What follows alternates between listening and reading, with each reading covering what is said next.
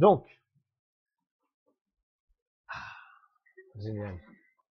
Ok. Par contre, après, je vais vous demander de parler. Je vais demander d'écrire quelques questions là sur papier pour que ce soit plus discret sur ce sujet. Et j'espère qu'on va aborder toutes les questions qui sont venues. J'ai pas besoin de les lire. Ça tourne toujours plus ou moins autour de la même question, la même problématique. Donc, je vais essayer d'aborder ça. C'est le but de ce soir. Et si à la fin, il y en a qui se gênent pas de poser une question en public, inématov, au contraire, tant mieux. Sinon, tant pis. Mais vous pouvez me voir après en privé avec plaisir. On essayera je vais essayer en 1 heure. Ça va pas être facile d'aborder toutes ces problématiques. On va essayer. Alors, il faut que vous sachiez d'abord que c'est très difficile pour moi d'aborder ce sujet. Pas parce que c'est un sujet que j'ai du mal à aborder, bien au contraire, mais parce que c'est un sujet qui touche tout le monde et que j'ai pas l'habitude dans mes cours disons que c'est difficile pour moi de donner un cours quand j'imagine que la personne en face, elle se dit, s'il me raconte encore de quel siècle il sort. Et c'est assez difficile pour moi. Ceux qui ont l'habitude de suivre mes cours, ils ont, je pense, remarqué que j'essaye rarement d'être dans la culpabilité. Et le problème, c'est que sur ce sujet, à part peut-être 95% des gens qui sont là, mais je suis sûr qu'il y a 5% qui sont touchés par ce sujet. Et donc, c'est assez difficile parce que vous êtes, on va dire, on est sur ce... Ah, il y en a qui savent pas le sujet? Autant pour moi. Je pensais que c'était su. Alors, le sujet de ce soir, on l'a intitulé, comment on l'a intitulé déjà? Désir, amour avant le mariage, sauter le pas ou pas. Bon. Donc, on va parler des rapports charnels, pas forcément sexuels, charnels, tous les rapports, contact avant le mariage et après, peut-être après le mariage. Donc, je suis rarement j'essaye en tout cas de pas être dans la culpabilité. Et donc là, je sais que comme ça, c'est un sujet qui touche tout le monde, forcément, tout le monde est engagé sur ce sujet émotionnellement. Donc il va forcément, même si je vais vous prévenir d'essayer de pas le faire le parallèle avec sa propre vie, avec sa propre histoire. Et c'est vrai que je connais du monde ici. Des fois, dans un cours, je dis je connais personne, je parle pour personne. Non, là, c'est vrai que je connais du monde, mais je parle pour personne en particulier. Donc, toute ressemblance à une personne existante ou morte serait fortuite. Ok? Pas gratuite, fortuite. Ok. Donc, donc c'est un petit peu difficile pour moi d'aborder ce sujet. Essayez au maximum, c'est pas facile, de sortir de votre vécu, de votre histoire, de pas vous référer quand je vais dire un élément, un argument, essayez pas de coller ça à votre vie, sinon vous allez avoir du mal à entendre ce que je vais dire, et moi je vais avoir du mal à le dire. Donc deux problèmes. D'autant plus que vous n'êtes pas sans savoir, je pense que dans tous les sujets, l'intérêt il précède la pensée. C'est-à-dire que dans chaque sujet que vous allez vouloir émettre un avis, eh ben, il y a votre intérêt personnel qui est plus ou moins, on va dire, qui prend le pas sur la réflexion en avance. Entre guillemets, pour schématiser ça, on n'est pas schizophrène, hein, mais c'est juste pour schématiser. Lorsque vous allez avoir envie d'avoir un avis sur quelque chose, par exemple, est-ce que c'est moral? Est-ce que c'est bien? On va pas dire moral. Est-ce que c'est bien? Vous allez vous dire, alors, est-ce que c'est bien? Donc, vous posez la question au petit barbu dans votre tête, qui a votre histoire en tête, tout votre vécu, tous vos connaissances et tout, qui est là avec ses dossiers, qui va chercher dans la bibliothèque, tiens, est-ce que c'est bien ça? Et lui, ce petit barbu, il va vous dire, bon, tu veux que je t'amène à quelle réponse? Vous allez lui dire, mais non, je veux pas que je veux objectivement savoir, peu importe ce que ça va influencer dans ma vie ou pas, je veux savoir est-ce que c'est bien, est-ce que c'est pas bien, qu'est-ce que je t'en pense, quoi. Il va dire, eh ben, je suis désolé, il faut que tu me dises ce que tu veux, je t'amène vers là, il n'y a pas de problème. Tout peut être justifié. Tout peut être moral, on peut tout expliquer, il n'y a aucun problème. Dis-moi juste vers où tu veux aller et je t'amène vers là. Là, j'ai dit non. Je veux savoir vraiment objectivement. Je vous le schématise, hein. Mais inconsciemment, c'est comme ça que ça se passe. Il fait bon, bah tant pis, tu veux pas me dire, je vais me débrouiller tout seul pour savoir vers où tu veux que je t'emmène et je vais t'emmener là-bas. C'est pour ça que vous allez avoir des fois ça a l'air d'extérieur très très bizarre, des gens qui vont vous justifier des choses qui sont complètement, pas seulement tordus, mais complètement à l'opposé même de leur vie à eux et de ce qu'ils pensent eux-mêmes. Mais étant donné que sur le moment, ça va être, ils vont être investis émotionnellement, que ça va toucher leur vécu, et ben forcément ils vont arriver à une conclusion objective, ça n'existe pas objective, qui va être détournée même de leur vécu à eux-mêmes. Je vais vous expliquer vraiment, je vais pas trop m'attarder là-dessus, mais c'est important d'être conscient de ça avant de commencer sur ce sujet. J'ai déjà raconté cette histoire, je pense, plusieurs fois, mais une fois j'ai discuté avec un jeune papa qui avait une fille de 3 ans qui frappait sa fille de 3 ans lorsqu'elle mentait. Alors, il m'a dit, moi, quand elle ment, alors là, un aller-retour, parce que le mensonge, c'est ce qu'il y a de plus grave. La signature, on dit chotamo en hébreu, on dit chotamo chez la Kadosh Baruch Hu Emet. La signature d'Hachem, c'est la vérité. Donc, j'ai envie de l'éduquer dans le sceau de la vérité. Et donc, à chaque fois qu'elle ment, là, je suis intransigeant. Et donc, moi, j'étais tout naïf, tout frais, sorti de ma formation avec mon Rav, où j'avais appris que l'être humain, il agit en fonction de l'image qu'il a de lui-même, que si tu veux, chez un enfant, développer on va dire le moussard au niveau de la vérité, tu as envie qu'il dise la vérité, donc il faut au contraire développer ce plaisir qu'il aura à dire la vérité, donc reprendre à chaque fois qu'il dit la vérité et passer sous silence quand il dit un mensonge, parce que si tu relèves à chaque fois qu'il dit un mensonge, il va se créer une image de lui-même qui est négative, et donc il va agir de manière négative comme l'image qu'il a de lui-même. Bref, avec tous les mécorotes, je vais pas m'attarder là-dessus, mais avec tous les mécorotes, comment on dit en français mécorotes, avec toutes les sources, merci. Il y a un Rambam Maïmonide très connu là-dessus, dans le Peroucha Mishnayot, dans l'explication des Mishnayot.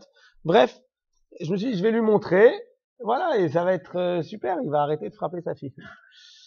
Donc, je lui ai montré, j'étais tout content, tout fier et tout naïf. Je lui ai montré et on commence à discuter un peu, qu'est-ce que ça veut dire exactement. À la fin, il est d'accord avec moi. Qu'est-ce qu'il me dit?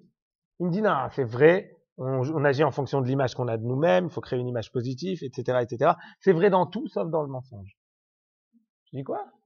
Non, dans tout, c'est vrai, sauf dans le mensonge. Après, j'ai compris. Bon, là, j'étais encore trop, on va dire, naïf.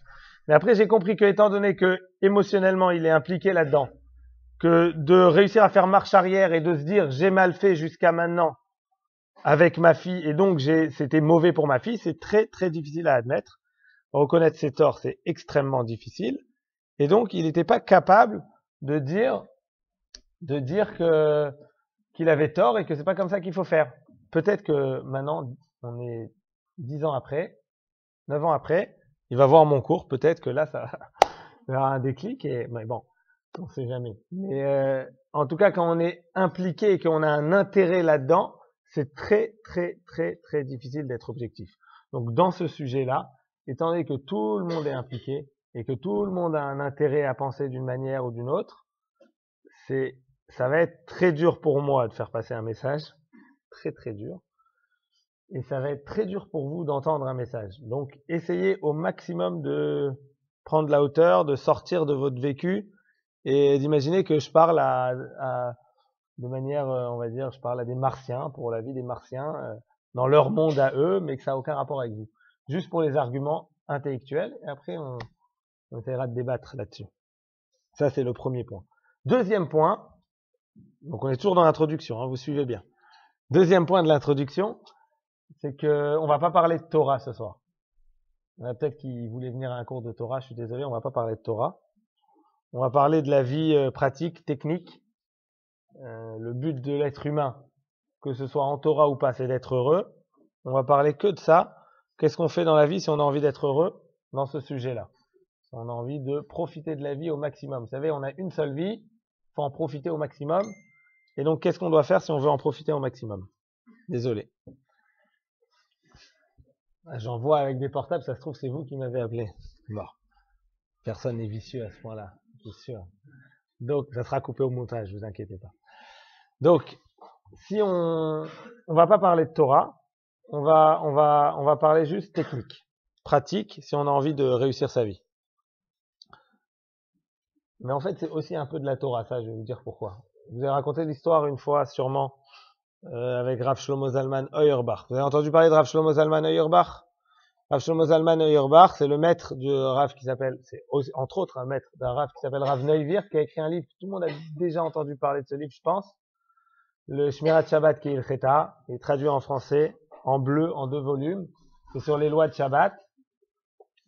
Et donc c'est son maître, c'est Rav Shlomo Zalman Auerbach, c'était le Rosh Yeshiva, donc le maître spirituel de la Yeshiva, d'une Yeshiva qui s'appelle Kol Torah, à Beit Vegan, que j'ai eu l'occasion de visiter avec, je crois, 3 de mes élèves cet été. On est rentré, il était, je crois, 1h du matin, c'était vide, c'était impressionnant.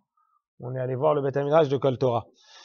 Et donc ce Rav Shlomo Zalman Auerbach, il était il n'habitait pas à Beit Vegan, donc à chaque fois qu'il terminait ses cours, il sortait de la yeshiva et il attendait son taxi. Et comme vous avez l'habitude, quand quelqu'un a une personnalité, alors quand c'est en Torah, c'est comme ça que ça se passe. Quand c'est ailleurs, c'est exactement de la même manière que ça se passe quand il y a une star qui arrive, vous voyez qu'il y a un attroupement autour de la star. En général, quand c'est une star, c'est pour pouvoir dire « j'étais dans l'attroupement autour de la star ». Quand c'est un rabbin, c'est pour pouvoir dire « je lui ai posé une question, il m'a dit que c'était une bonne question » ou peu importe, j'étais à côté de lui quand il a répondu à une question, on pourrait dire ça. Bref, c'est un peu le même phénomène et donc il y a toujours un attroupement. Donc c'est mon Rav à moi qui me raconte cette histoire. Ça lui est arrivé à lui-même, donc c'est déjà pas quelqu'un m'a dit qu'il a dit que machin, c'est lui-même qui m'a raconté, ça lui est arrivé. Il avait 8 ans et il avait envie de participer à cet attroupement, de voir il y a quelqu'un d'important qui est là. Et donc je participe à l'attroupement, je suis autour avec tout le monde. Et donc il était là et tout le monde était là en train de dire Rav j'ai une question, Rav j'ai une question. Donc lui il s'imaginait aussi dire Rav j'ai une question, Rav j'ai une question. Malheureusement pour lui ou heureusement pour nous parce qu'on a gagné l'histoire, un jour à force de penser, d'imaginer, de dire Rav j'ai une question, ça lui est sorti. Rav j'ai une question. Et silence complet chez les adultes. Et le Rav qui a entendu, qui s'approche de lui, donc il y a une ouverture qui se crée dans le groupe, et il vient vers cet enfant de 8 ans, il se penche vers lui, il lui dit oui, quelle est ta question? Le seul hic dans l'histoire, c'est qu'il n'avait pas de question. Il imaginait juste pouvoir enfin poser une question, mais il n'avait pas de question qui lui venait. Il dit en plus c'était bizarre parce que à l'école son surnom c'était Siman Shela, ça veut dire point d'interrogation. Il posait tout le temps des questions dans tous les sens. Et là, blackout total, aucune question qui lui vient, le stress. Il raconte qu'il était dans un stress pas possible. Tous les adultes qui attendent, le Gadol Hador qui est là en train de lui demander une question, il n'a pas de question. Mais la question qui lui arrive immédiatement, c'est laquelle? C'est celle la plus grave qui aurait pu arriver. La plus terrible, c'est celle qu'il a posée à l'école il y a 2 semaines et il a déjà eu une réponse, c'était une baffe. Okay. C'est sûrement pour ça que c'est cette question qui lui vient. C'était une réponse peut-être pas satisfaisante pour lui. Et il demande comme ça. Et lui, il se dit, oh purée. Quand j'ai posé cette question à juste un prof dans mon école, j'ai pris une baffe. Mais là, il y a 10 bénévoles autour, plus le Gadol Hador, qu'est-ce que je vais prendre? Mais il n'y a pas le choix. J'ai dit que j'ai une question, il faut que je la pose. Donc, quelle question il pose? Vous connaissez, il y a écrit Ratza HaKadosh Baruch Hu le zakot et Israël et fichach yirba lahem Torah ou mitzvot. Sheneemar. Avec le Torah veut dire. Chazak ou Baruch. Ça veut dire quoi? HaKadosh Baruch Hu Ratza le zakot et Israël. Hachem a voulu faire profiter Israël, le peuple d'Israël, les Juifs. Les fichach yirba lahem Torah ou mitzvot. C'est pour cela qu'il leur a ajouté dans la Torah plein de mitzvot. Plein. Ça, c'est connu comme phrase. Alors lui, il demande à Rav Shlomo Zalman Auerbach, il dit, je comprends pas. Faire profiter, ça veut dire, il veut nous faire plaisir, il veut qu'on ait du kiff. Donc pourquoi il rajoute? Au contraire, il devrait enlever. Il veut nous faire profiter, donc c'est pour nous. Plus il y a des mitzvot, plus on risque de les transgresser. Plus il y a des avérotes, plus il y a des avérotes, plus on risque de les transgresser. Plus il y a des mitzvot, plus on risque de pas les faire. Donc au contraire, s'il veut nous faire profiter, il faut qu'il enlève, pas qu'il rajoute. C'est la question qu'il pose à Rav Shlomo Zalman Auerbach. Qu'est-ce qu'il dit Rav Shlomo Zalman? Il lui dit, Shal Tatov, il lui dit, t'as posé une bonne question. Il dit, il était tellement content. Il dit qu'il a une bonne question avec un grand sourire. Il dit, moi, j'avais même pas besoin de réponse, j'aurais pu rentrer à la maison, c'était déjà suffisant. Mais c'est pas fini. Il lui ramène une réponse. Comment un gadol adore, Rav Shlomo Zalman Auerbach répond à un enfant de 8 ans à une question comme ça. Il lui dit, je sais pas si vous savez, j'ai déjà raconté plusieurs fois cette histoire. Est-ce que vous savez comment on met les chaussures le matin dans la Mishnah Berurah, il a écrit, ça a l'air complètement fou. On met la chaussure droite en première, ensuite la chaussure gauche, ensuite on lasse la gauche et ensuite on lasse la droite. Alors, c'est droite, gauche, gauche, droite. Pas comme quand on traverse. Et donc, il demande à l'enfant de 8 ans, il lui dit, est-ce que tu sais comment on met les chaussures le matin? Il dit oui. Droite, gauche, gauche, droite. Il dit, tu fais ça? Il dit oui. Il dit, est-ce que tu sais comment un non-juif il met les chaussures le matin? J'habite à Beit Vegan. Il dit, je sais pas.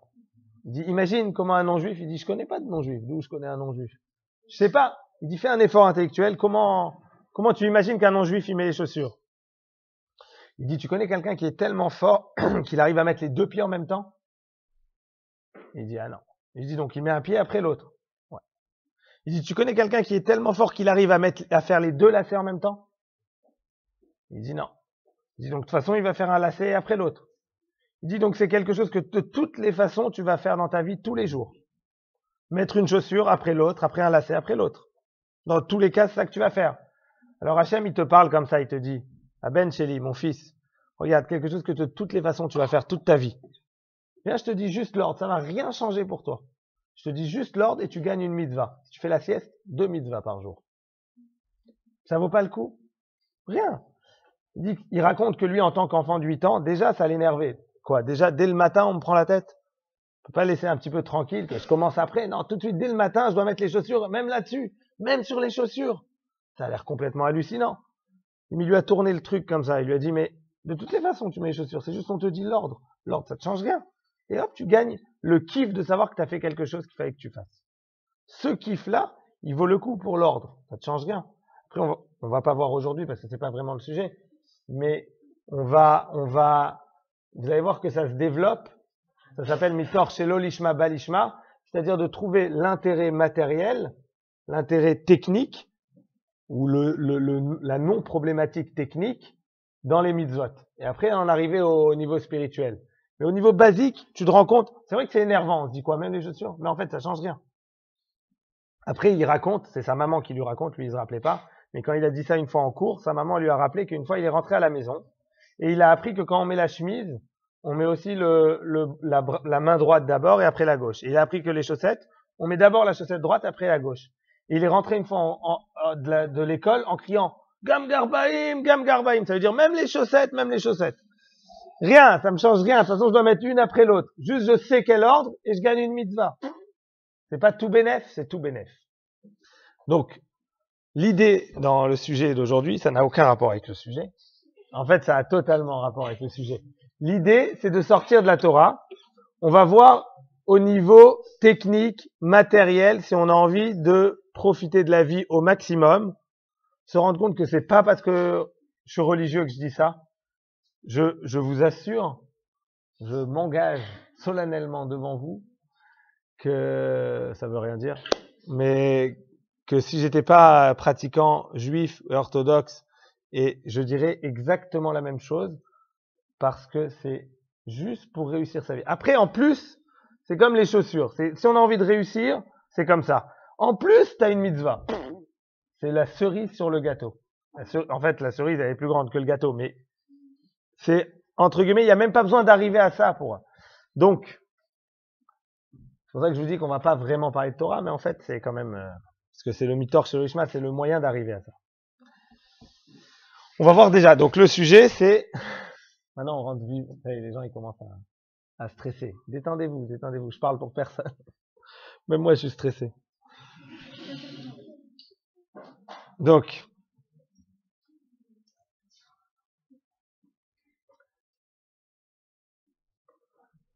encore un petit point. Je suis obligé, je suis désolé, encore un petit point. Savoir que on est dans une société. Alors, on a l'habitude de taper la société de nos jours, blablabla. C'est pas ça que je veux faire. On est dans un système tous les êtres humains et à toutes les époques, oui, où il n'y a pas de morale établie, universelle pour tout le monde. Quelque chose qui est mal dans une civilisation peut être très bien dans une autre, et quelque chose qui est très bien dans une autre peut être mal dans une autre, etc. Il y a pas de, à part évidemment, à part le système de la Torah, je parle des lois, les lois générales qu'on a dans les pays occidentaux ou même peu importe dans tous les pays, elles évoluent ces lois. Elles évoluent en fonction de la société. La Torah, elle est figée. Il y a certaines choses qui évoluent quand il y a les nouveaux éléments, mais il y a quelque chose qui est interdit, restera interdit. Dans la société, ça se passe pas comme ça. S'il y a quelque chose d'interdit qui me dérange, eh ben on va changer la loi pour que ce soit plus interdit. C'est-à-dire que ce dont on va discuter maintenant, il faut savoir qu'il y a 200 ans, c'était pas une question même chez les non-juifs. Chez les non-juifs, c'était évident, il y a 200 ans, qu'avant le mariage, il se passe rien. Regardez, il suffit de voir un film, même un film actuel sur l'époque, il y a 60 ans, comment les femmes, elles étaient habillées. Ouais, ça n'existait pas qu'une femme, elle soit découverte dans la rue ou qu'elle sorte sans quelque chose sur les cheveux. Elle avait forcément les cheveux couverts. Ça se faisait pas de sortir les cheveux découverts. C'était les traînées qui sortaient les cheveux découverts. C'était les femmes, elles étaient habillées. Donc ça évolue en fonction des besoins de la société. On fait évoluer les lois. Je prends un autre exemple. L'adultère, jusqu'à il y a pas longtemps, dans la loi française, c'était interdit. Maintenant, c'est plus interdit. Jusqu'à il y a pas longtemps, je crois, au XXe siècle, c'était un délit. C'était interdit par la loi. On n'avait pas le droit. Maintenant, non seulement c'est pas interdit, c'est peut-être même bien. Il y a des sites qui ont pignon sur rue. Il n'y a pas de problème. Il y en a même qui vont justifier ça. C'est bien pour l'équilibre du couple. Après, on trouve toutes les justifications qu'on veut pour pouvoir faire ce dont on a envie. Ce qu'il faut savoir, c'est que la Torah, ça se passe pas comme ça. Voilà, c'est le seul système où ça se passe pas comme ça. Ok. Maintenant, on va prendre quelques points. Encore une fois, sans parler de Torah. Quelques points du gâchis de ce qui peut se passer quand c'est avant le mariage. Ouais. Le premier point, c'est le point le plus tordu. Je vais vous expliquer pourquoi le plus tordu. Parce que c'est exactement l'élément que les gens y ramènent pour dire l'inverse, avec les arguments, avec tout, mais c'est exactement la conclusion inverse à laquelle on arrive. Je m'explique. Dans la société actuelle, ce qui est admis par tout le monde, c'est que on connaît quelqu'un. Donc avant de décider son mari, il faut apprendre à la connaître, la personne. Une fois qu'on a appris à connaître pendant 6 mois à 1 an, on va commencer à vivre avec la personne pour voir si on arrive à s'entendre. Une fois qu'on a vécu, on va dire, je schématise, pendant 1 an ensemble et que ça va, il laisse pas trop traîner ses chaussettes et ça va, je sais pas quoi, j'ai peur de choquer. J'allais dire, elle fait bien à manger. Elle garde bien la voiture, elle sait faire un créneau. Bon, c'est bon. Une fois que ça, maintenant, il faut préparer le mariage. Donc, 1 an pour préparer le mariage. À peu près, il y a au moins, je sais pas, 5 coups de fil à passer. Donc, une bonne année, il y a le traiteur à téléphoner, il y a au moins 5 coups de fil. Donc, une bonne année. Donc, il se passe à peu près 3 ans entre la rencontre et ça veut dire que si on s'est planté, on a perdu déjà 2 ans et demi. Perdu. On va voir. Encore une fois, peut-être 2 ans et demi. Après, des fois, comme ça marchait pas vraiment, on n'était pas sûr, il fallait tester encore pendant 4-5 ans. Bon, bref. Ça se passe comme ça, techniquement. Pourquoi ça se passe comme ça? C'est quoi l'argument de tout le monde? Vous pouvez le dire, tous ensemble en chœur. C'est parce que... Non? Ouais, pour être sûr. Ok. Pourquoi il faut qu'on soit sûr? Parce que, de nos jours, il y a plein de divorces. Regardez autour de vous. De nos jours, il y a plein de divorces. Et donc, pourquoi les gens y divorcent? On arrive à la conclusion, pourquoi les gens y divorcent? Parce qu'ils se connaissaient pas assez bien avant le mariage. S'ils se connaissaient assez bien avant le mariage, ils auraient su qu'il faut pas se marier avec cette personne. Donc, ils divorcent. Ok. Mais ce qui rend fou quand on entend ce genre d'argument, il faut juste écouter. Les gens, ils divorcent de plus en plus. Mais les gens qui divorcent, c'est pas les gens qui font ça, justement. C'est exactement cela. Les gens, ils font ça. Maintenant, de nos jours, le système, il se passe comme ça. Et il n'y a pas moins de divorces. Il y a même plus. Une seconde. Il y a même plus. En ce moment, à peu près, dans une ville comme Paris, il y a à peu près 50% de divorces. À peu près. Grosso modo. Je parle des divorces. Ça veut dire ceux qui sont arrivés jusqu'au maire, ou je sais pas si c'est devant un maire, devant le juge pour divorcer. Je parle pas de ceux qui sont quand même en bis-bis, par exemple. Dans ceux qui n'ont pas divorcé, il y a à peu près, de nos jours, dans un truc comme ça, 60 à 70% d'adultère. À peu près. Ça, c'est ceux qui avouent dans les chiffres. Donc, ça nous laisse une marge de ceux qui se marient et qui restent mariés toute leur vie sans adultère qui est assez mince. Ouais, il y avait une question? Au jour d'aujourd'hui, il y a des gens de l'ancienne génération, ça fait 40 ans qu'ils sont mariés, ils ont connu des personnes qui vivaient à l'époque de nos grands-parents et ils divorçaient. Ouais, j'ai pas dit que ceux-là ne divorçaient pas.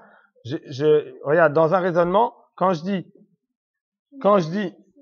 dis toutes les tables ont 4 pieds, je dis pas que tout ce qui a 4 pieds est une table. Je suis pas en train de proposer pour l'instant une autre solution. Je t'ai pas dit qu'il y a que eux qui divorcent. Je dis que cette solution de bien connaître avant le mariage, d'habiter avant et tout, c'est pas une solution puisque les gens divorcent quand même. Pour l'instant, j'en suis là. Après, on va voir le reste, ok? Tout le monde me suit? Tout le monde est d'accord avec ça? Ouais? Tout le monde est d'accord et c'est pas normal que tout le monde soit d'accord. Il y a quelqu'un dans la vidéo qui est pas d'accord? Non, il y a quelqu'un qui est pas d'accord? On veut entendre, vas-y. Non, j'ai pas dit plus, mais j'ai dit pas moins.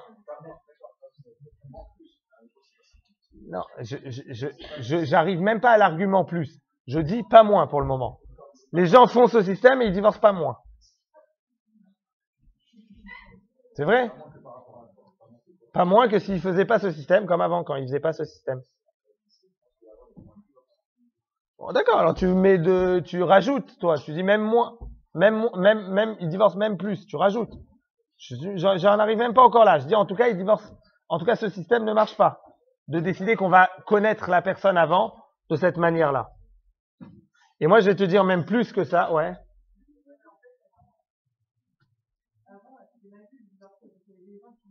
Non, alors, c'est la même question que Thérèse. Je suis d'accord avec toi. J'aborde pas ça encore. Je te dis, en tout cas, le système qui est proposé maintenant et qui se passe de nos jours n'est pas une solution. Tu es d'accord avec moi? Les gens continuent à divorcer. Non, pour l'instant, c'est ce qu'il disait. Je dis pas que c'est pire à cause de ça. Je dis en tout cas que c'est pas une solution puisque ça régresse pas. Ça apporte pas de plus en tout cas. D'accord? Tu devances ma pensée parce que tu sais que je pense que ça apporte même un moins. Mais pour l'instant, j'ai pas encore abordé ça. D'accord? Attends, on va arriver. On y arrive. Ouais. Alors maintenant, je vous dis le deuxième élément, pourquoi je pense que ça apporte un moins. Je pense que c'est exactement le contraire. Quand tu as le charnel qui interfère dans la relation au départ, tu connais moins la personne. Pas tu connais mieux, tu connais moins la personne. Parce que tu es beaucoup plus investi dans le physique et tu es beaucoup moins investi dans l'intellectuel.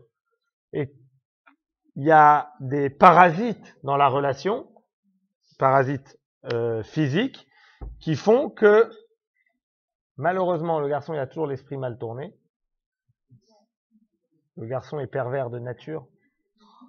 On va dire avec le langage des femmes, si on décrit ce que c'est un garçon, la femme va dire ah c'est un pervers. Bon, ok, ça tout le monde est d'accord, les garçons comme les filles, il n'y a pas de problème.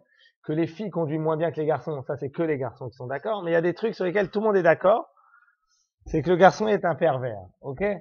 Donc quand ça interfère dans la relation, il peut y avoir comme je disais tout à l'heure, un intérêt qui précède la pensée dans tout ce qui va être un processus de faire connaissance avec la personne. Tu vois où je veux en venir? C'est filmé, alors je peux pas trop. On va faire un dessin. Ok?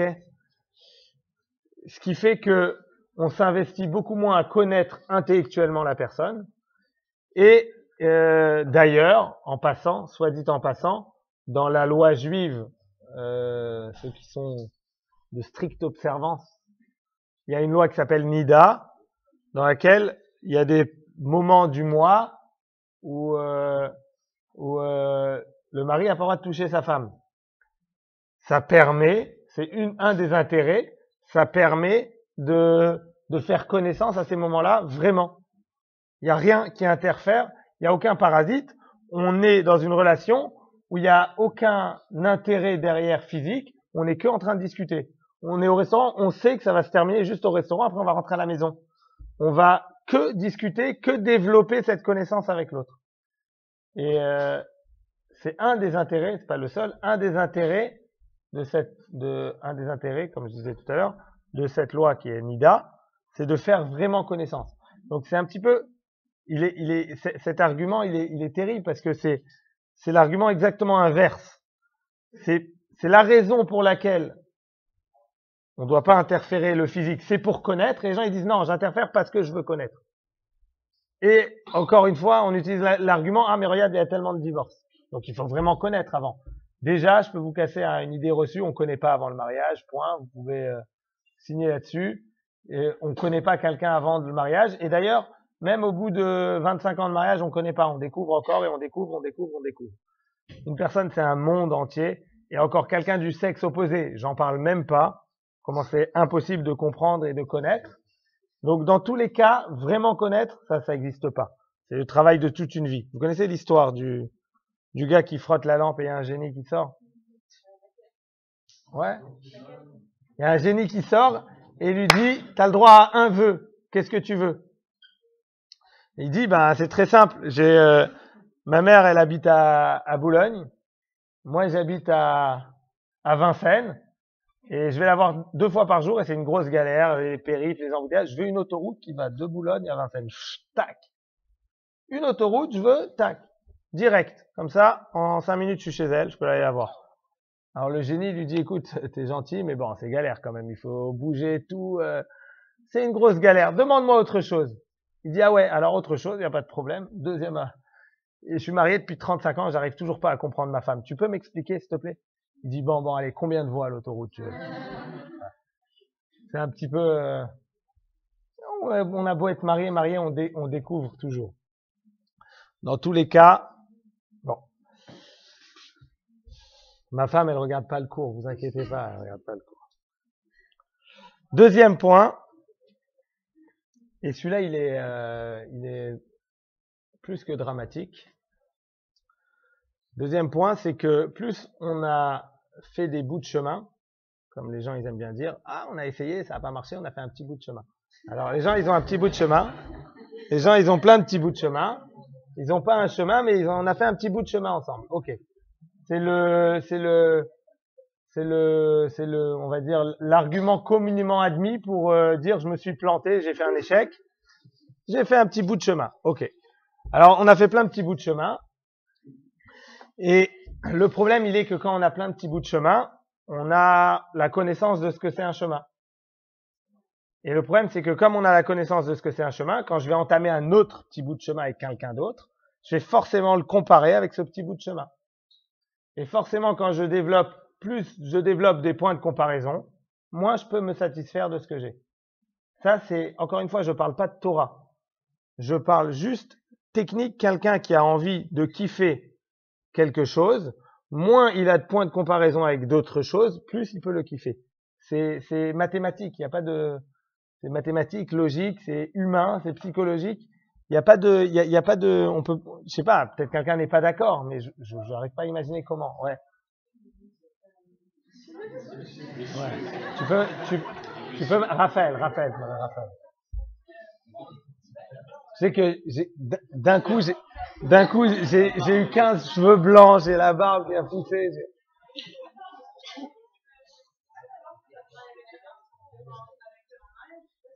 Ouais, je vois très bien et je vais aborder ça. Très bien. Quoi? Quelle question? La sienne? Je vais la répéter, on va aborder ça juste après. Comment tu t'appelles? Laura? Madame. Ok, on aborde ça juste après. D'accord? C'est dans les questions qui sont là. On aborde ça juste après. Donc j'en étais au point de comparaison, ouais. Donc, vous prenez dans n'importe quel sujet que vous voulez, ça va se passer de cette manière-là. Plus il y a un moyen de comparer, même si vous êtes conscient qu'après vous allez vous lancer, vous allez vous marier, vous dire non, je pense plus à mon ex, je compare pas, c'est extrêmement difficile, même si vous avez envie totalement de le faire, réussir à le vivre, c'est extrêmement difficile. La comparaison, elle vient d'elle-même. Je vais schématiser ça un petit peu bas de gamme, mais c'est un petit peu difficile à dire comme ça, mais ouais. Alors attends, ouais, mais le point de comparaison, il est sur, on s'est rencontrés 3 fois pendant 2 heures. Ouais, donc c'est un point de comparaison quand même très léger par rapport on avait fait un petit bout de chemin de 1 an et demi ensemble, quoi. Ou de 6 mois. Comment?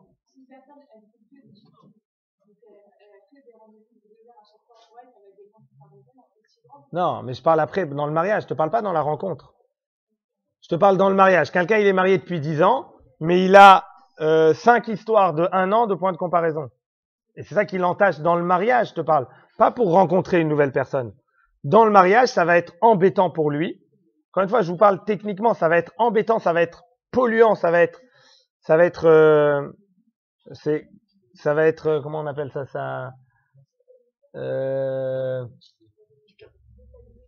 ouais, mais je cherche un mot spécifique en français. J'ai du mal. Non, c'est pas ce mot que je cherche. Mais il est très bien celui-là, il est nickel. Parasite! Bravo, Léa. Ça va être parasitant. Ça va parasiter forcément sa réflexion.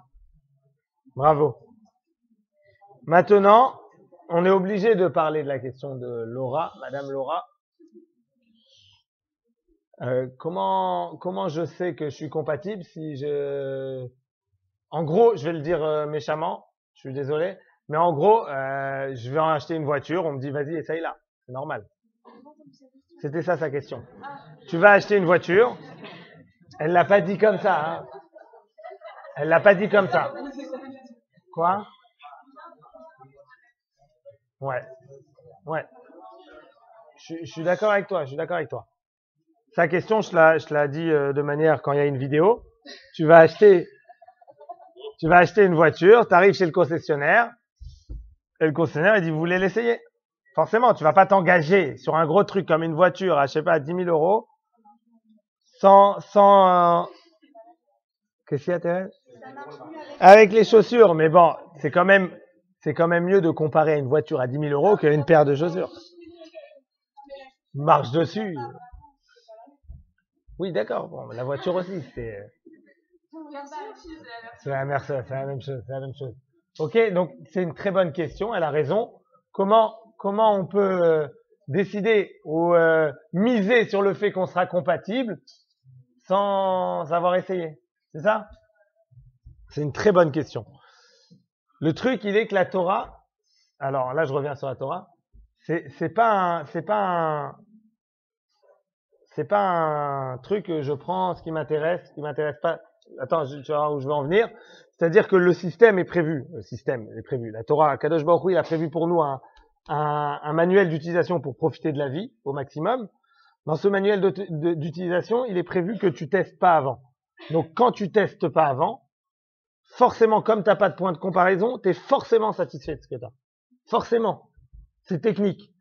Et comme t'as pas de point de comparaison, je peux pas dire on n'est pas compatible. C'est forcément exceptionnel. Forcément. Exceptionnel. C'est que quand on a commencé à comparer d'autres, on va se rendre compte qu'il y en a qui sont plus exceptionnels que d'autres. Mais si t'as pas de point de comparaison, ce que tu as, c'est exceptionnel. Imagine quelqu'un qui arrive de je sais pas quel pays, il a jamais vu un fruit, pas quel fruit. On lui donne le moins bon de ce fruit-là, je sais pas, on prend la pomme, il a jamais goûté une pomme, il arrive d'un autre pays, pas d'un autre pays, d'une autre planète, il a jamais goûté de pomme. Tu prends la pomme, pas la meilleure, ça va être excellent. Ça va être excellent parce qu'il n'en a pas goûté d'autres. Dans tous les cas. Maintenant, ouais. Il faut bien qu'ils se parlent, oui, évidemment. Il faut pas. Il faut pas qu'ils se parlent. Pourquoi il faut pas qu'ils se parlent? De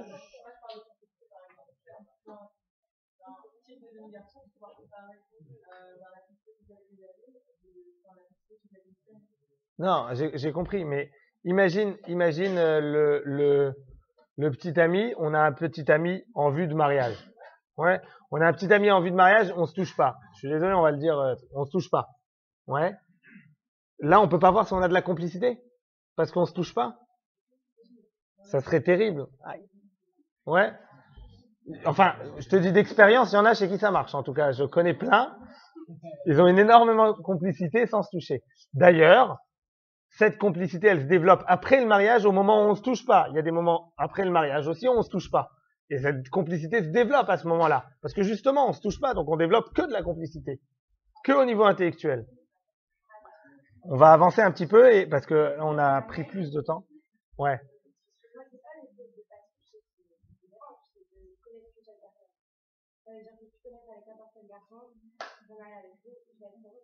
Non, je dis ça. Non, j'ai pas dit ça. Il y a. Non, je parle au niveau physique. Je te parle au niveau physique. Au niveau physique. À part ça, sans rentrer trop dans les détails, au niveau physique, il y a des choses qui s'apprennent. On apprend à se connaître. Avec quelqu'un, on peut apprendre à se connaître. On apprend comment ça se passe, etc. Tout ça. On apprend à se connaître. Ça se développe, l'apprentissage de l'autre. Quand on est dans une démarche, encore une fois, c'est pour ça que dans les petits bouts de chemin, je rigole un peu là-dessus. Quand on est dans une démarche on va faire un petit bout de chemin, on va voir où ça nous mène. Quand on est dans cette démarche-là, je suis désolé, alors c'est pas pour vous que je parle. N'oubliez pas que vous êtes des martiens. C'est pas votre vécu, ça n'a aucun rapport, je parle sur une autre planète. Quand on est dans une optique avec quelqu'un on va voir où ça nous mène, à mon sens, il n'y a rien de plus égoïste que ça. Parce que la relation, elle est, je vais prendre ce que je peux prendre, je vais voir où ça me mène. Ça veut dire, tant que je peux prendre, tant que j'ai quelque chose à profiter, c'est bien. Le jour où j'aurai plus rien à profiter, eh ben là, ça va pas. Le problème, il est que le couple, ça doit être exactement l'inverse. Ça va être une construction. Je dois voir qu'est-ce que moi, je dois apporter à l'autre et pas qu'est-ce que je peux retirer de l'autre. Parce que ça va s'arrêter à un moment. Qu'est-ce que je peux retirer de l'autre? Je vais comparer avec une autre personne. Ah, cette personne, je pourrais retirer plus. Mais là, un peu plus. Quand je dis retirer, je parle de l'affection. Je parle pas de gratter l'argent. Hein. Ok? Je parle d'affection, de temps, de complicité, de délire ensemble, etc. Ouais.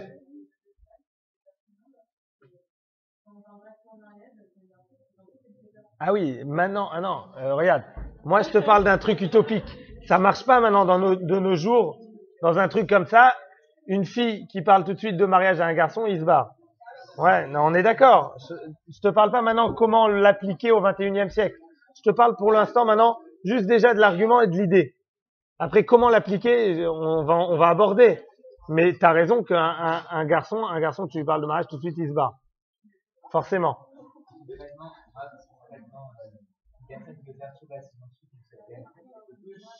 Non, alors on va aborder ça. Khazak, rappelle-moi qu'il faut que j'aborde ça, ok?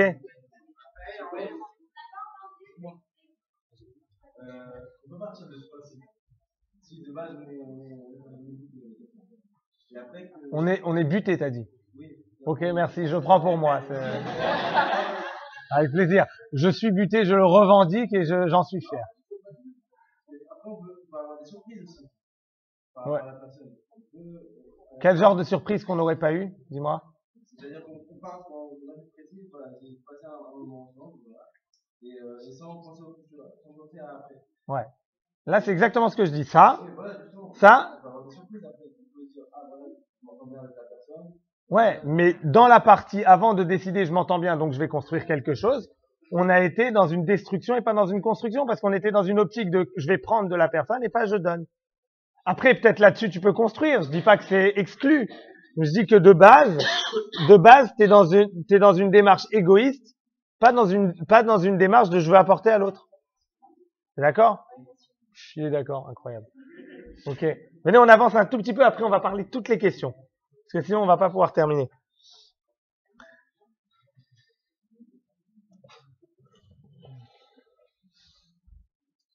Regardez, je vais juste ramener un exemple là-dessus. C'est la question qui tue. Elle n'est pas sympa du tout.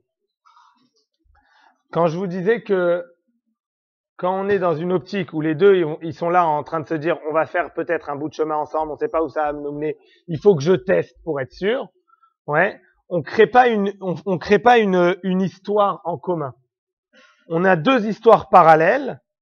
Des fois, elles se rejoignent après parce qu'ils ont décidé après de vraiment s'investir et s'engager. Et au départ, ce qu'on crée, c'est deux histoires parallèles. Et c'est la question qui tue, je suis désolé, mais je suis obligé de l'aborder. Quand vous avez eu des gens, peut-être il y a quelqu'un ici dans la salle qui a déjà connu quelqu'un qui a rompu, pas des fiançailles, mais même qui était en couple et qui est plus.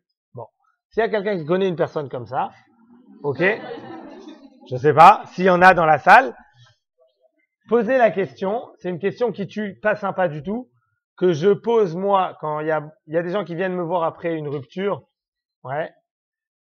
C'est un sujet qui me touche énormément parce que je pleure pas souvent, mais sur ce sujet, j'ai pleuré déjà très souvent pour certaines personnes très proches de moi qui se sont pris un mur en pleine face et ça fait très très mal. Et donc je pose pas souvent cette question, mais là, comme je la pose à personne, je la pose à tout le monde, donc c'est pas un problème. Mais demandez-lui si vous êtes vraiment proche et vous savez que ça va pas trop faire souffrir. Bon, vous êtes séparés. Bon, quand c'est la personne qui est à l'origine de la rupture, si vous étiez marié, t'aurais divorcé pour ce problème-là? C'est la question qui tue. Elle est dégueulasse, cette question. Je suis désolé. C'est la question qui tue parce que non, si j'étais marié, là, j'aurais fait les efforts. Ah. Non, mais heureusement, je suis pas marié, donc j'ai pas besoin de faire les efforts. Ah, d'accord. Donc, ce que tu cherches dans la vie, c'est de pas faire les efforts. Intéressant. Ok. C'est pas pareil, pourquoi? Ah, ah, ah, ah. Quoi?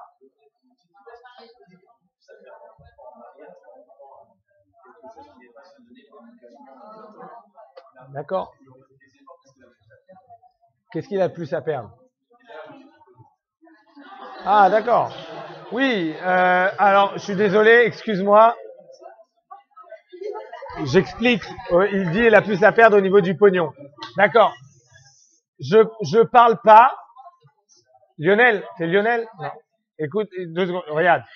Quand je dis, je pose la question à la personne, est-ce que si tu avais été marié, tu aurais divorcé? C'est pas une question technique. C'est une question avec cette personne, pas techniquement purée, tu aurais dû payer les avocats. C'est pas de ça que je parle. Ok?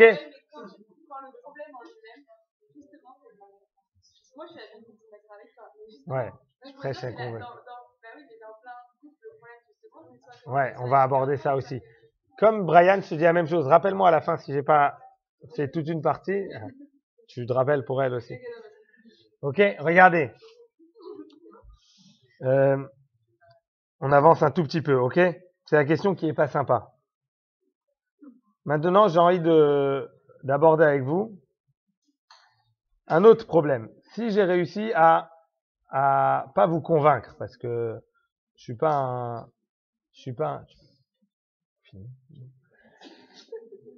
excusez-moi, le côté pub qui est, c'est bien en film, ouais. Je filme ou tu prends les photos. Regardez, le truc il est comme ça.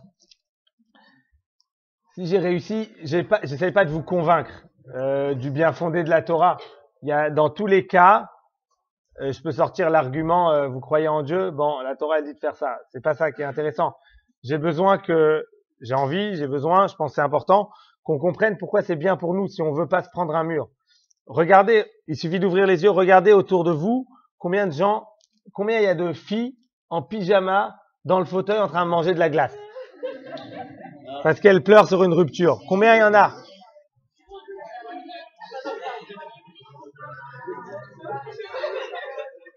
Bon, on m'a dit que c'était comme ça. Il y avait une phase où on était. Combien? Non. Plus sérieusement. Ça y est, c'est parti. Plus sérieusement. Attends. Faut juste avoir le silence. Davina. Pourquoi t'es pas d'accord? Pourquoi?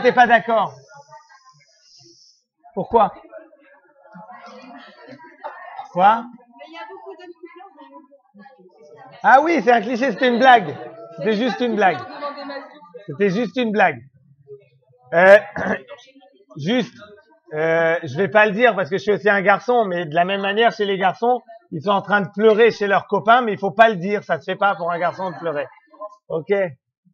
Donc, non, je dis, il y a beaucoup de souffrances qui ont été engendrées par ça. Et même si on est, regardez, les gens, j'ai pas tellement besoin de convaincre parce que je pense que la grande majorité des gens, dans l'humanité même, ils sont d'accord que si on arrive, entre guillemets, à avoir sa première copine et se marier avec elle et vivre toute la vie avec elle, ils seront contents. Je pense presque tout le monde. À part certaines personnes qui ont besoin du paraître et des choses comme ça, mais je pense que tout le monde recherche fondamentalement une relation stable, dure et il serait content de dire à 80 ans, je viens de fêter mes 60 ans de mariage. Je pense que tout le monde est content de pouvoir dire ça. Et je pense que, donc, mais la question c'est pourquoi alors personne le fait? Très peu de personnes le font. Alors, pour aborder ça, pourquoi très peu de personnes le font, même si on est convaincu de quelque chose? Je vais vous expliquer ça très facilement, malheureusement. C'est de la même manière que c'est dur d'arrêter de fumer. Vous savez qu'il y a beaucoup de gens qui fument. Vous savez que tous ces gens-là qui fument, ils savent que leur poumon, il est noir. Ils savent qu'ils risquent un cancer. Tous, ils savent. Il n'y a personne, je pense, qui n'est pas au courant de ce qui se passe dans ses poumons quand il est en train de fumer. Et pourtant, tout le monde tous ceux qui fument sont en train de se suicider à petit feu. Pourquoi quand même? Pourquoi les gens, ils vont droit dans le mur, ils se le prennent de pleine face, en pleine face, et ils le reprennent après, et ils le reprennent. Juste, c'est important, il y en a qui me disent, non mais c'est quand on se plante, c'est quand on fait des expériences, qu'on apprend. Quand on s'est planté, on a fait une expérience, on a appris. C'est vrai, c'est vrai. Ça, c'est le côté résilience. Il faut réussir à retourner les choses pour le bon côté. C'est quand même mieux de pas se prendre le mur au départ. Toute l'idée de se prendre le mur et d'apprendre, de se faire une expérience et d'apprendre, c'est pour pas se reprendre le mur. Mais si on se l'est pas pris, c'est encore mieux. On n'a même pas besoin de ça. La cigarette, comme je peux vous amener plein d'exemples, comme je sais pas, il y a des gens qui meurent d'infarctus parce qu'ils ont trop de cholestérol et ils continuent quand même à manger de la viande. Ils savent que ça amène à ça et ils continuent et ils voient le résultat, ils voient on va dire la conséquence. Ils sont convaincus et quand même ils n'y arrivent pas. Vous savez pourquoi? Quoi? Non, ils sont pas dépendants. C'est trop facile de dire on est dépendant, on peut rien faire. Ils veulent pas. Mais pourquoi? Ils veulent, ils savent. Ils veulent, ils arrivent pas. C'est pas ils veulent pas. Ils veulent, ils arrivent pas. Pourquoi ils arrivent pas? Oui, les terrara, c'est le mot qu'on dit, mais sur les choses qu'on a du mal à faire. Mais pourquoi on n'arrive pas? Non, leur volonté est assez grande. Je te dis, ils ont pas envie de mourir. Ils arrivent pas. Ouais, il sait, mais il a envie de mourir 10 ans plus tard. Mon frère, il a un t-shirt avec écrit « Fumer tue lentement », c'est pas grave, on n'est pas pressé. Mais, Khazak, très bien. Ça veut dire quoi? Ça veut dire quoi? Sur le moment, c'est pas grave. Ce qu'on se dit, c'est comme la cigarette. Une cigarette, ça tue pas. Une cigarette, ça tue pas. Une cigarette, ça fait rien du tout. Donc, au moment où je la prends, quoi? Exactement. Il y a un profit immédiat dans la cigarette, dans la viande qu'on va manger, alors qu'on sait que ça va boucher l'artère. Mais je me dis, cette viande-là, elle bouge pas l'artère. Ça sera celle de demain. Donc, celle de demain, je la prends pas. Et celle de demain, c'est pareil. De nouveau, on est aujourd'hui, donc il n'y a pas de problème. Comme c'est par petits trucs que ça avance, c'est de la même manière. Quelqu'un qui s'est planté dans une relation amoureuse, entre guillemets, planté, il s'est pris un mur, il a souffert pendant 6 mois de ça, il n'arrive pas à oublier tout ce que vous voulez. Il se dit plus jamais ça. Vous l'avez déjà entendu ça, pas que chez les filles. Il se dit plus jamais ça. Et pourtant, bizarrement, il retombe dans la même erreur. Pourquoi? Parce que, encore une fois, au moment où ça arrive, ce petit plus, là, c'est pas là. Je vais éviter le mur à la dernière seconde. Maintenant, je connais.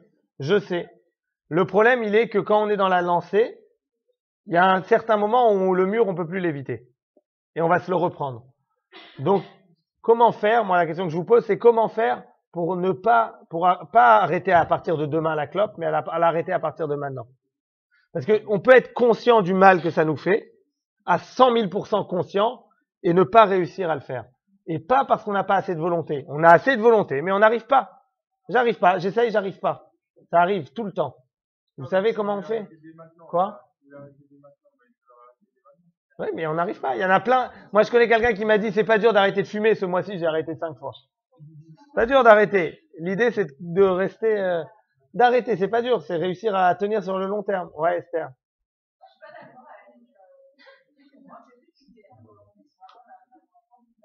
Tu penses que tous les gens qui ont envie de faire quelque chose, ils arrivent à le faire? Ah, ici seulement. Ouais, moi je pense pas. Quoi? Ouais. Je suis désolé, mais je suis pas d'accord. On va en discuter. C'est exactement comme, tu as raison, c'est exactement comme les régimes. C'est pas parce qu'on n'a pas assez de volonté, c'est parce qu'on n'arrive pas. On a envie, on n'arrive pas. Mais si ça arrive, ça existe, on n'arrive pas. Ça c'est sûr. Salut. Attendez, regardez, il faut qu'on termine vite. Parce que, quoi? Attends, une seconde, on va après. Parce qu'il y a les questions, il y a les gens qui veulent partir, il faut qu'on avance. Regardez. Déjà, comme je vois qu'il y en a qui partent déjà, je veux m'excuser si j'ai choqué quelqu'un. C'était pas mon but, je voulais embêter personne. Et il y en a qui sortent fumer en plus. Je voulais embêter personne. Je veux juste vous transmettre un tout petit dernier point. Après, on parle sur les questions. Comment on fait quand on a envie de faire quelque chose et on n'arrive pas? On a envie de faire quelque chose. Alors, il y en a qui pensent que c'est un problème de volonté. Moi, je pense pas. On peut avoir toute la bonne volonté du monde et on n'arrive pas. Il y a des gens qui savent qu'ils vont mourir. Ils ont vraiment envie d'arrêter de fumer. Ils n'arrivent pas. Ils n'arrivent pas à voir le long terme. Ils n'arrivent pas. Pas parce qu'ils veulent pas, mais parce qu'ils n'arrivent pas. Qu'est-ce qu'on fait dans ces cas-là? Dans ces cas-là, il y a une solution qui s'appelle l'autodiscipline. Ça veut dire quoi l'autodiscipline? Il faut que notre parole, elle prenne du poids vis-à-vis de nous-mêmes. Ça veut dire quoi? Ça veut dire ce que la Torah elle appelle mettre des sayags aux choses, mettre des barrières. C'est-à-dire, la Torah elle a prévu ça. Elle veut pas que quelqu'un il se plante dans une relation de couple qui va le mener à rien du tout. Donc elle lui a mis elle-même une barrière, la Torah, pour pas qu'il se plante. Une barrière. On dit la bise, c'est pas grave, il y a rien de grave, la bise, c'est rien, c'est pas charnel, c'est rien, c'est la bise. Ouais, la bise, entre guillemets, c'est rien.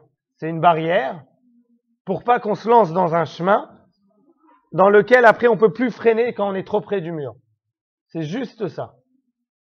Cette barrière-là, il faut réussir à se la créer dans chaque domaine que vous avez envie d'atteindre et que vous n'arrivez pas par manque de volonté, mais parce que vous y arrivez pas.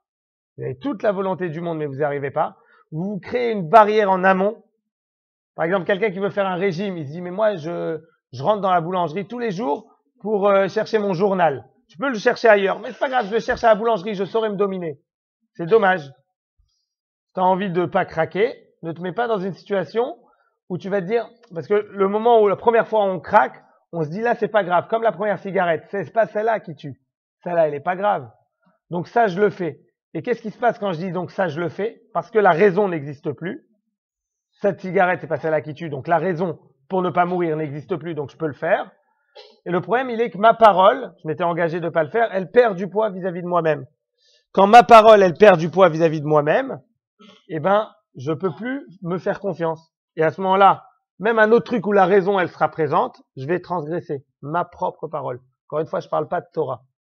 Je termine vraiment là-dessus, je suis désolé, mais je termine là-dessus. Il y a un grand principe dans la Torah qui s'appelle Naaseh Venishma.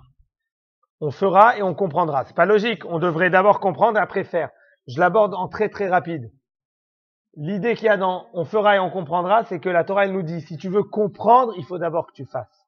Pourquoi? Parce qu'il faut pas que ton intérêt il précède à ta réflexion. Si tu fais dépendre le fait de faire à ta compréhension, même quand on va t'expliquer, tu vas avoir du mal à comprendre. Parce que tu te dis inconsciemment, si je comprends, je vais devoir faire. Ah, c'est embêtant de faire. Et donc, tu vas pas comprendre. C'est exactement l'inverse. On doit te dire, tu dois faire parce que tu dois faire. Même dans l'autodiscipline personnelle. Je me dis, j'ai l'habitude d'acheter les cigarettes dans telle rue, je rentre pas dans cette rue. C'est fou. Je me dis, je rentre pas dans cette rue. Ah, mais là, il y a une copine qui passe et tout, le tabac, il est fermé. Rien. J'ai dit, je rentre pas dans cette rue, je ne rentre pas dans cette rue. Ah, mais il n'y a plus la raison. Peu importe. Si j'ai envie de pouvoir avoir une autorité sur moi-même, il faut que ma parole, elle ait du poids. J'ai dit, je rentre pas dans cette rue. Ah, mais je m'étais dit ça parce qu'il y avait le tabac ouvert. Peu importe. J'ai dit, je fais. Et là, à ce moment-là, ma parole, elle a du poids. Et quand je vais dire, je me retombe plus dans la même bêtise de telle aventure, de telle histoire. Ah, mais là, c'est pas pareil parce que non, il y a plus. Je m'étais dit. Donc, je me suis dit, je me soumets, entre guillemets, à ma propre autorité. Une seconde. La liberté, rappelez-vous ça bien, je termine là-dessus. La liberté, il y en a un qui pense que la liberté, c'est être libre, c'est pouvoir faire tous les choix. Ça n'existe pas, on n'est jamais libre de faire tous les choix. La liberté, c'est juste de décider à quel système je me soumets. Je décide un système qui est bien pour moi, je décide de me soumettre, peu importe si je comprends ou pas. C'est mieux si je comprends, mais même quand je comprends pas, je vais me soumettre. Pourquoi? Pour être sûr d'être dans un chemin qui est bien pour moi. Encore une fois, je prêche pas quelque chose qui est mauvais c'est pour ça que je disais, je parle pas de Torah. C'est quelque chose qui est bon pour réussir sa vie. Je veux pas faire de la peine. Une fois, j'ai dit ça à quelqu'un, il s'est mis à pleurer, donc je prends des pincettes maintenant. Entre guillemets, je comprenais pas ce système quand j'étais plus jeune. Je comprenais pas et il m'embêtait ce système de pas avoir de copine, de pas toucher avant le mariage. Il m'embêtait. J'ai respecté parce que c'est ce que mes parents ils m'ont appris et je me retrouve maintenant j'ai 33 ans et j'ai maintenant je viens de fêter 12 ans de mariage et ouais, Mazal Tov, c'était il y a longtemps, ouais, génial, ouais. C'est pas ça l'idée. C'est juste pour dire que je me suis soumis à un truc que je comprenais pas et maintenant je kiffe de ça. Maintenant, je me dis purée, j'ai pas eu plein de petites histoires, j'ai pas fait plein de bouts de chemin, mais j'ai pas d'ex, ma femme elle a pas d'ex et on a ensemble construit quelque chose pendant 12 ans et il y a beaucoup de gens qui ont mon âge, qui ont 33 ans et qui commencent à construire quelque chose maintenant. Malheureusement, ils ont perdu beaucoup de temps. OK? Donc l'idée elle est de trouver le système qui est bon pour moi et de me soumettre même si j'y comprends rien, en essayant de comprendre, mais même si j'y comprends rien. Tout ce que j'ai dit, c'est d'essayer de comprendre. Mais il faut comprendre aussi que si je suis convaincu que le système est bon pour moi, je dois m'y soumettre dans tous les cas. Maintenant, les questions, comme ça, ceux qui veulent fumer ou manger de la viande pour avoir du cholestérol ou aller discuter, ils peuvent. Bonne soirée.